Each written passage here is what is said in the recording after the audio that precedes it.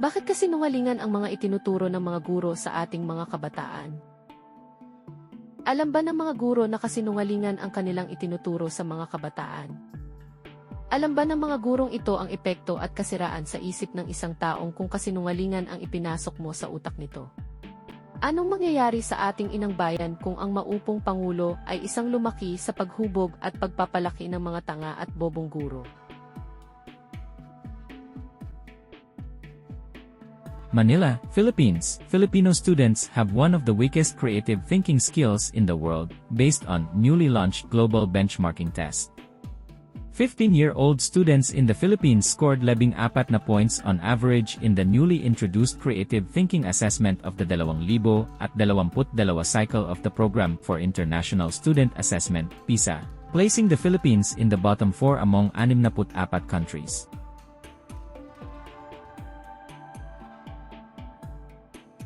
PISA defines creative thinking as the competence to engage productively in the generation, evaluation, and improvement of ideas that can result in original and effective solutions, advances in knowledge, and impactful expressions of imagination.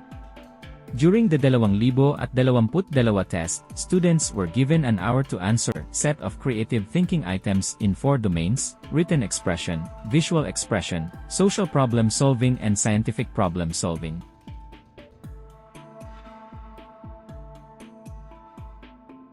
Bakit nga ba sa ilang taon na mula sumali ang Pilipinas sa programa ng PISA, sa taon-taon na ipinapalabas na resulta ay nagpapakita ang tuloy-tuloy na pagbaba ang academic performance ng mga mag-aaral na Pilipino?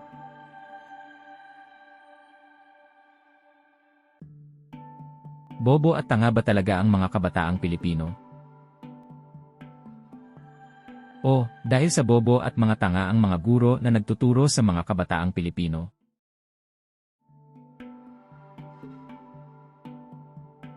Bago ko sagutin ang mga katanungan na nabangit, ay nais ko munang ibahagi ang kaisipan ng ating bayani na si Jose Rizal patungkol sa isyu na ito. Alam niyo ba na inilantad na ni Rizal ang kanyang pagtutol sa mapang-aping uri ng pagtuturo na ginagawa at ipinapairal dito sa ating bansa? Ang nasabing pagtutol ay nabangit sa El Filibusterismo na isa sa mga libro na kanyang isinulat. Ano sa makatwid ang isang unibersidad? Isang institusyon para hindi matuto. Nagtitipon-tipon ba ang ilang tao sa ngalan ng kaalaman at pagtuturo para hadlangang matuto ang iba? Totoo ba ang mga sinabi at isiniwalat ni Jose Rizal patungkol sa mga paaralan? Totoo nga ba na institusyon ito na may intensyon pigilan matuto ang mga mag-aaral nito? Totoo nga ba na ang programang ipinapatupad ay isa lamang pagpapanggap sa ngalan ng kaalaman at pagtuturo para hadlangang matuto ang mga kabataan? Nagulat ako nung mabasa ko ang mga isiniwalat ni Jose Rizal. Ngunit hindi ako nakontento dahil lamang sa sinabi nito ang patungkol sa ginagawang uri ng pagtuturo dito sa ating bansa. Kailangan ko alamin kung totoo ba ang mga sinabi ni Jose Rizal. Kailangan ko malaman kung ano ang natuklasan ni Rizal upang sabihin nito na hindi siya umaayon sa programang pang-edukasyon na ipinapatupad dito sa ating bansa. Bakit sinabi niya na ang paaralan o unibersidad ay mga institusyon upang hindi matuto?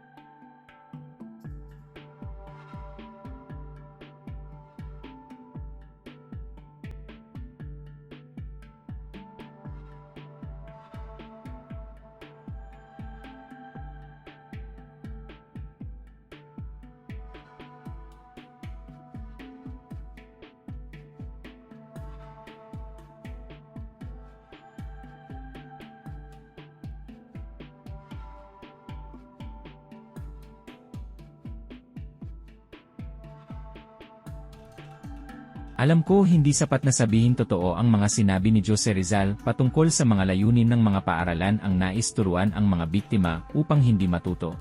Sa susunod na mga video ay ibabahagi ko naman ang mga bagay-bagay na aking mga natuklasan upang masabing totoo ang sinabi ni Jose Rizal. Ngunit, bilang paunang pagpapatunay ay matanong ko lang muna ang katotohanan sa South China Sea na alam naman natin na ito ay isang malaking bahagi ng karagatan na inaangkin ng mga Intsik dahil daw sa pagiging bahagi nito ng kanilang kasaysayan. Ngunit, ang tanong, alam mo bang hindi dito matatagpuan ang bahaging South ng bansang China? Alam mo rin ba na ang lugar na tinatawag na Middle East ay hindi totoong Middle East?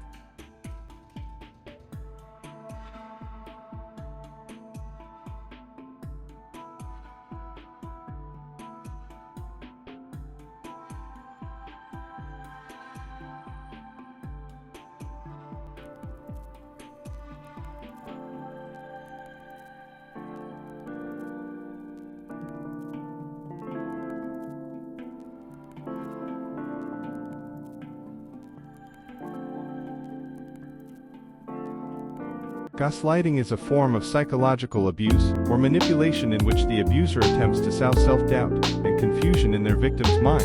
Typically, gaslighters are seeking to gain power and control over the other person by distorting reality and forcing them to question their own judgment and intuition.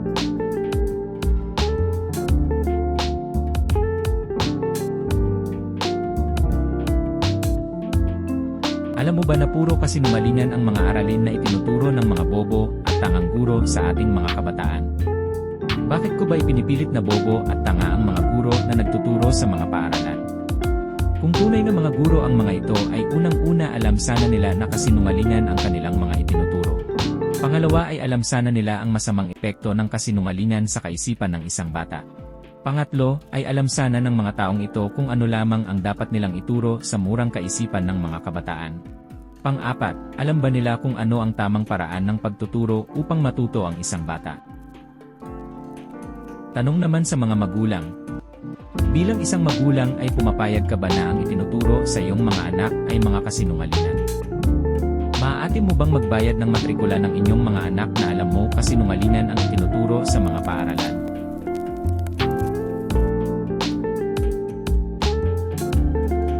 Susunod, mga bagay-bagay na magpapatunay na bobo at tanga ang mga itinuturing na guro sa mga paaralan.